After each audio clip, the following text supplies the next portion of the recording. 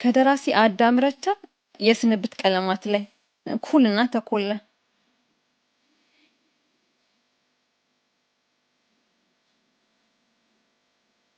ተኮላ የተባለ ሰው አፍቅሬ በትዳር መኖር ከጀመርኩ አሁን 87 ነው አይደል?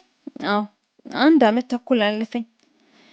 በዚህ ማለት በቃ ከሱ ጋር አንድ ቤት ውስጥ ሚስት ሆኜ በመኖሬ ደስተኛ ነኝ።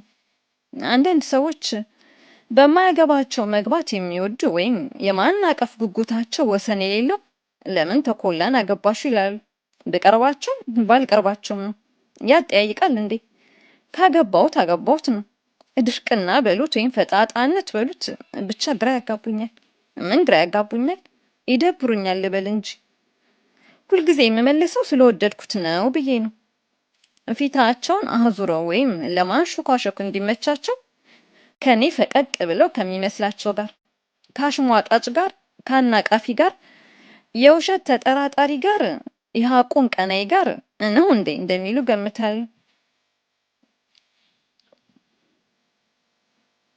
የህልውናን ትርጉም በሚያበላሽ ቋንቋ እንደነሱ በልቼና ጠጥቼ ያደግኩ መሆኔን በሚያስቅ ስልት ይረሳሉ። የሚጠይቁኝ ከሱ ጋር መኖሬ አከራካሪ እንዲሆን ስለሚሹ ነው። የጠራ ሰማይ ሲያዩ ለማደፍረስ ስለሚቃጡ አይኖቻቸው ቀልተው አለ አይደል? ካፈቀርኩት ሰው ጋር በመኖሬም ደደብ ቀናት ጨምድዷቸው። ሌላ ምን ሊሆን ነው ታዲያ? ደጋግሞ ሲጠይቁኝ ዝባዝንኬም ስለማልወድ ተኮላን ያልወደድሽ ማን ነበርሽ የሚል ራሳቸውንም የሚጨምር መልሴን ወረውራለሁ። የከፈቷቸውን አፎቻቸውን ሳያስጠጡ ይዘጋሉ። ቤተሰቦቼ በእድሜ እኔን የሚበልጠኝን ተኮላን በማግባቴ ይበሳጫሉ። አያስገርመኝም። ታዲያ ዘመኑ ነፃ አድርጎን ይሄው የወደድነውና የወደደን ወንድ ቤት ዘቡ ብለን እንገባለንና ከጥንት ባህል ሲቃረንባቸው ምን ያድርጉ? ሌላ ምን ሊሆን ነው ታዲያ? ካልተጠላለፉ ወይም ዘመድ ወዳጅና ቤተሰብ ካልፈቀደላቸው የማያገቡበት ዘመን ስለተወለዱና ስላደጉ አልፈርድባቸውም። የምፈርደው በዞረባቸውና በአሁኖቹ ወጣት ነን በሚሉ የመንፈስ አጁዛዎች ነው። በአደባባይ ስለ ነጻነት የሚነሰንሱት ፍልስፍናቸው በልቦናቸው ክፋትና ድንቁርና ሲበረስ፣ ቃላተ ዲሞክራሲያቸው በልጋጋቸው ውሃ ሲታጠብና ከቁጡ ብራናቸው ላይ ሲለቅ ይሄው እንዲያጋጥመኛል። እጣዬ በእድሜ የገፋ ሰው ላይ ቢጥለኝም ምን አለበት? ፍቅር ክንድ ላይ ነው።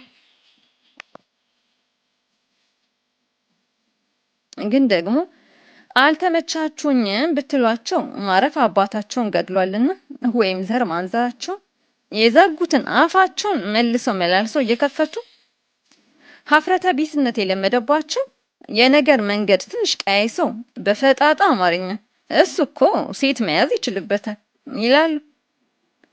ይሄ አባባል ግልጽ አይደለም። የበሰልኩ ነፃ ልጅ ስለሆንኩ መያዝ የተባለው ቃል ሲያልፍም አይነካኝ። እወደዳለሁ እንጂ አልያዝም። ግን በዚህ ጉዳይ ላይ ተኮላ ያለውን ችሎታ አልደብቅም። መያዝ ማፍቀርን ከተካ ጠማማው የዘመኑ አተረጓጎም እንጂ የኔ እንዳልሆነ ይቆጠርልኝ ዘንድ ያለ ትህትና ጠይቃለሁ። መዋሸት ግን ማን ይጠቅማል?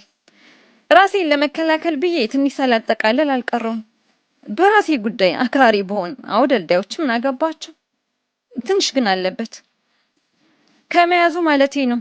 ማፍቀሩ ግን ዋናው ነው፣ መናዘዝ አይደለም። ሰሙኝ እኔን ኮዬ